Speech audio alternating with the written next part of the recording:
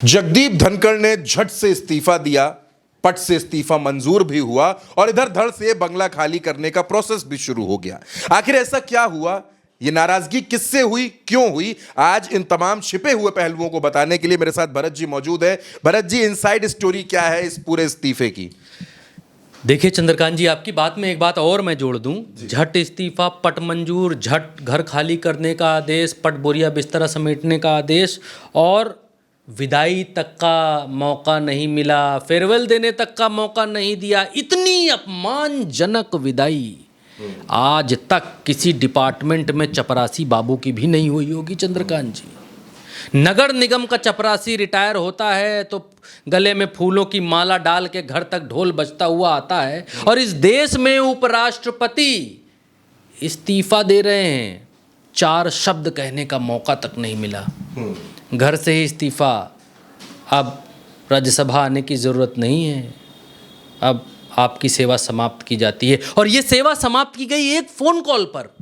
एक phone call, दोपहर का वक्त था, लंच हो चुका था और लंच के बाद आता है एक फ़ोन जगदीप धनखड़ को। जगदीप धनखड़ कहते हैं, हेलो कौन? उधर से आवाज़ आती है, हम बोल रहे। बस मामला हो जाता है फिनिश। और यह किसके हवाले से है? ये हवाले से उसके है जो भारतीय जनता पार्टी को रग रग से जानता है। उस व्यक्ति के हवाले से मैं बात बताने जा रहा हूं। उस व्यक्ति के हवाले से मैं बात बताने जा रहा हूं जो व्यक्ति भारतीय जनता पार्टी के मंत्रियों के साथ पढ़ा है, क्लास फेलो रहा है। उस व्यक्ति के, हालांकि बहुत सारे दर्शक आश्चर्य मानेंगे कि आप इनका हवाला क्यों दे रहे हैं, लेकिन आज की इस खबर में हवाला देना आवश्यक है। आज की इस खबर में हवाला देना वक्त की मांग है, डिमांड है। तब आपको समझ में आएगा कि दरअसल हुआ क्या है, क्योंकि बाकी लोग तो सिर्फ अंदाजा लगा रहे हैं, लेकिन मधुमक्खी के छत्ते में शहद का स्वाद कैसा है ये केकड़ा नहीं बता पाएगा, ये मधुमक्खी ही बता पाएगी, जो छत्ते में रोज बैठती है, रोज जाती है। तो मसला ये हुआ, मैं कोट करूंगा आज के इस वीडियो में। किसको चंद्रकांत जी? आज के इस वीडियो में मैं कोट करूंगा इंडिया टीवी के मालिक रजत शर्मा को। रजत शर्मा ने क्या कहा है जगदीप धनखड़ के? हालांकि वैसे तो ये लोग भारत सरकार को बचाने की ही बातें, कई दफ़ा सरकार समर्थित चीज़ें ही करते हैं, सरकार को बचाने वाली ही बातें करते हैं, लेकिन रजत शर्मा ने यहाँ क्या कहा है वो इम्पोर्टेंट है, सुनना चाहिए। मैं निकाल कर आपके लिए लाया हूँ। रजत शर्मा ने एक ट्वीट किया और उस ट्वीट में क्या लिखा, क्योंकि यहाँ पर गोदी मीडिया क्या है, गोदी मीडिया को और भाजपा को, दोनों को ये समझ नहीं आ रहा है कि करें तो करें क्या। सुप्रीम लीडर को बचाएं कि धनखड़ के बारे में सही बताएं? धनखड़ सही हैं कि सुप्रीम लीडर सही हैं, समझ में नहीं आ रहा है। तो क्या लिखते हैं, देखिए। लिखते हैं, जगदीप धनखड़ ने अचानक इस्तीफा क्यों दिया? मुझे लगता है कि वो सरकार के लिए इम्बेरसमेंट बनते जा रहे थे, परेशानियां पैदा करने लग रहे थे, इसलिए उन्हें इस्तीफा देने को कहा गया। मैं आपको अंदर की बात बताता हूं कि टकराव कैसे शुरू हुआ, कहां तक गया, ये समझाता हूं।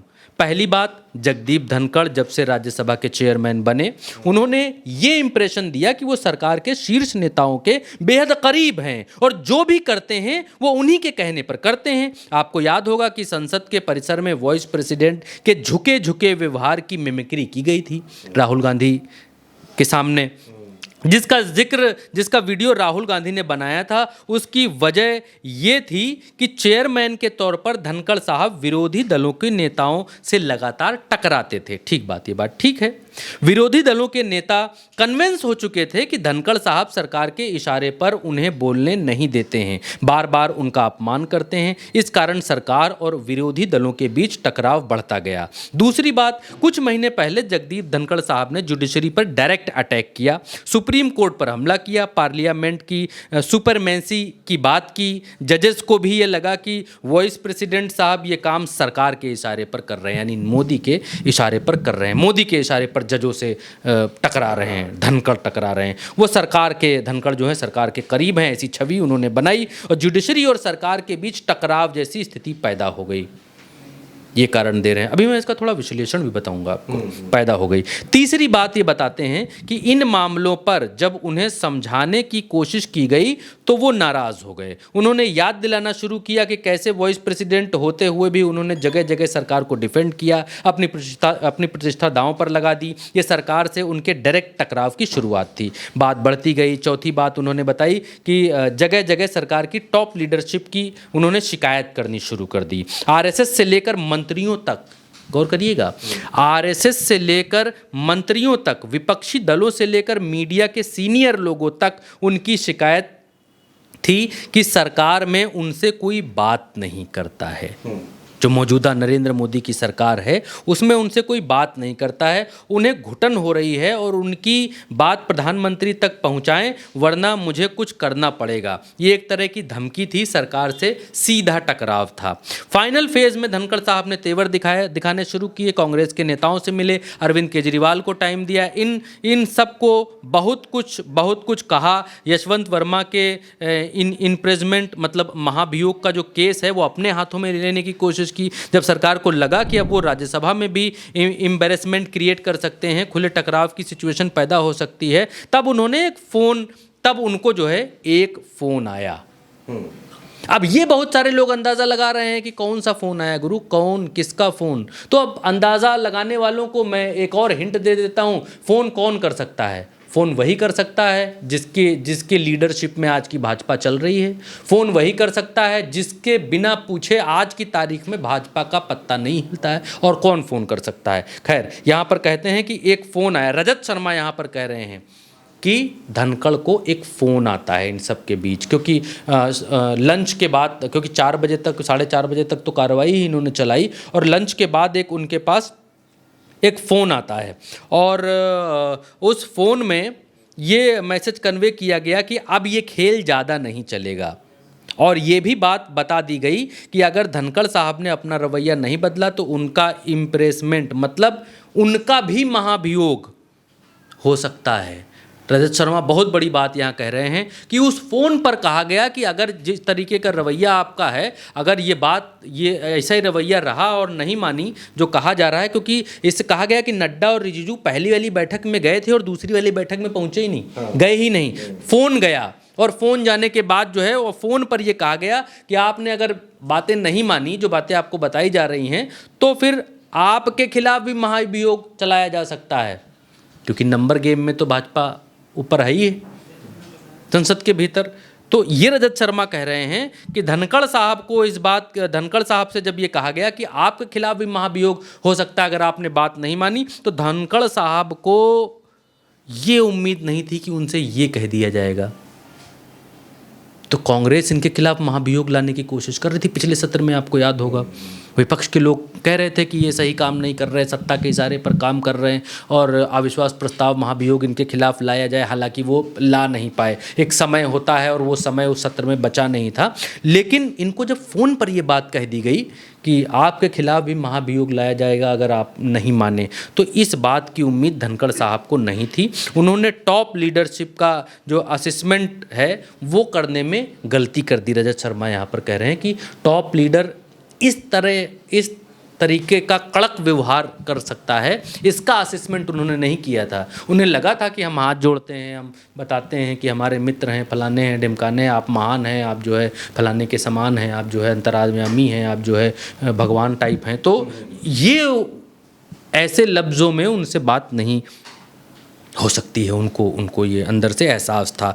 तो उन्होंने जो है ये इनके बारे में टॉप लीडरशिप इन्होंने लिखा है यहाँ पर। टॉप लीडरशिप कौन है वो आप समझिए, दर्शक समझ लेंगे। इन्होंने लिखा कि टॉप लीडरशिप का जो असेसमेंट है, आकलन, वो करने में गलती कर दी, दांव उल्टा पड़ गया, इसलिए उन्होंने इस्तीफ़ा देना ही बेहतर समझा। इट मीन्स कि धनखड़ साहब को बात दिल पर लग गई थी कि हमने जिनके लिए सब कुछ वारा, उन्होंने हमारे साथ कैसा व्यवहार किया। वही कहावत कि बड़े बेआबरू होकर तेरे कूचे से हम निकले, बहुत निकले अरमा, लेकिन फिर भी कम निकले चंद्रकांत जी। मैंने जितना पढ़ा है राजनीति के बारे में, मैं जितना पढ़ता रहता हूँ, उसके हिसाब से भारत देश की राजनीति के इतिहास में कभी भी ऐसा नहीं हुआ है कि कोई उपराष्ट्रपति ये कहे कि हमको हमारी तबीयत खराब है और इसलिए हम इस्तीफ़ा देते हैं, या भारत देश की राजनीति में कभी भी ऐसा नहीं हुआ है कि कोई भी उपराष्ट्रपति इस्तीफ़ा देकर चला गया हो। सिर्फ 2 उपराष्ट्रपति ऐसे हुए हैं जिन्होंने इस्तीफा इसलिए दिया था, 68 का 1968 के आसपास और 1987 के आसपास, 1987 के साल में 2 उपराष्ट्रपति ऐसे थे जिन्होंने राष्ट्रपति बनने के लिए इस्तीफा दिया था और वो दोनों राष्ट्रपति बन गए थे, इसलिए इस्तीफा दिया था। लेकिन ऐसा कोई उदाहरण भारत देश के इतिहास में नहीं मिलता है जिसमें उपराष्ट्रपति ने अपना कार्यकाल पूरा होने से पहले इस्तीफा दे दिया हो स्वास्थ्य कारणों को हवाला बताकर। तो ये अब समझ में मोटा मोटा आता है उपराष्ट्रपति की जिस तरीके से अपमानजनक तरीके से विदाई हुई चंद्रकांत जी, उससे ये समझ में आता है कि भारत देश में सुप्रीम लीडर एक ही है, क्योंकि उपराष्ट्रपति और राष्ट्रपति का जो पद है वो संविधान के भीतर है, संविधान के नियमों में है, बाबा साहब बना गए थे इसलिए वो हैं। और ये भारत की राजनीति में कहते भी हैं कि भाई राष्ट्रपति रबड़ स्टैंप हैं, उपराष्ट्रपति रबड़ स्टैंप हैं, सामने से आकर तो वो कभी कोई चीज़ करते नहीं, कोई कार्रवाई करते नहीं, किसी चीज़ का सोमोटो संज्ञान लेते नहीं, लेना चाहे तो ले सकते हैं लेकिन कभी लेते नहीं, चाहे महिलाएं परेशानी में हो, चाहे कहीं भी कोई भी दिक्कत हो, लेकिन राष्ट्रपति ऐसा कभी नहीं करते, ना ही उपराष्ट्रपति को हमने करते हुए देखा गया अब तक। तो ये एक बहुत बड़ा उदाहरण इस दशक में देखने को मिला कि कोई कितना भी बड़ा स्वामी भक्त टाइप का अपने आप को दिखा ले। और रजत शर्मा के इस लेख में, इस ट्वीट में एक बात और प्रदर्शित हुई कि वो खुद को टॉप लीडरशिप के करीब दिखा रहे थे, दिखाने की कोशिश कर रहे थे। इनके लेख से ये भी झलकता है कि जैसे वो जो है फ्रॉडगिरी करने की कोशिश कर रहे हों, ये भी इससे ऐसा झलकता है कि भाई वहाँ पर दिखा रहे थे अपने आप को, पास में दिखा रहे थे, विपक्ष के ऊपर जो है प्रेशर बना रहे थे, तो ये साबित कर रहे थे कि ये किसी के कहने पर किया जा रहा है। जजेस के बारे में बोल रहे थे तो ये दिखा रहे थे कि ये नरेंद्र मोदी जी के जो है इशारे पर ऐसा कर रहे हैं, और ये मिसकंसेप्शन फैल रहा था जिसकी वजह से ऐसा हुआ। तो कुल मिलाकर उपराष्ट्रपति का इस्तीफा इस देश में महाभियोग से नहीं, इस देश में विरोध से नहीं, संसद से नहीं, एक फ़ोन कॉल से हो रहा है। और ये लोकतंत्र के लिए बहुत गंभीर बात है, चिंतन का विषय है, सोचने का विषय है कि ऐसा क्यों हो रहा है। आज की तारीख में एक फ़ोन कॉल पर कौन बोल रहा, हम बोल रहे, बोले क्या बोले, इस्तीफ़ा दे दो, ये चल रहा है। तो बिल्कुल दोस्तों, जिस पूरा एक विश्लेषण भरत जी ने आपके सामने रखा, जो इनसाइड स्टोरी आपके सामने रखी, ये बेहद चौंकाने वाली है और जाहिर सी बात है कि लोकतंत्र में बड़े सवाल खड़े करने वाली भी है। फिलहाल इस चर्चा में हमारे साथ इतना ही। आप उल्टा चश्मा यूसी के साथ बने रहिए। नमस्कार।